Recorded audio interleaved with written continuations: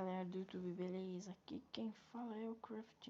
E hoje, galera, estou trazendo aqui um vídeo de como construir uma fogueira no Minecraft.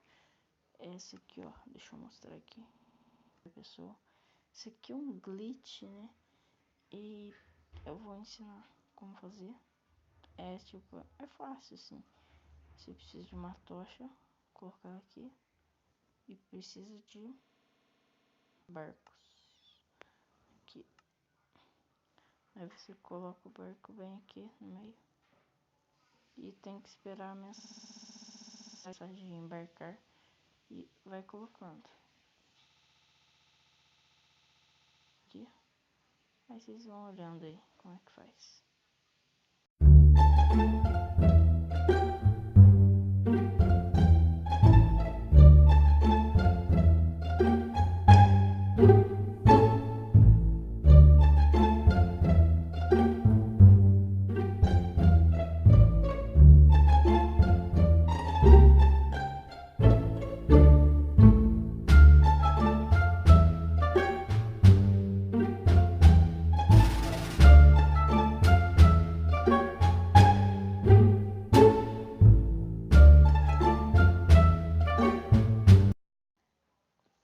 Então, né, galera, é assim, vai ficar assim mesmo.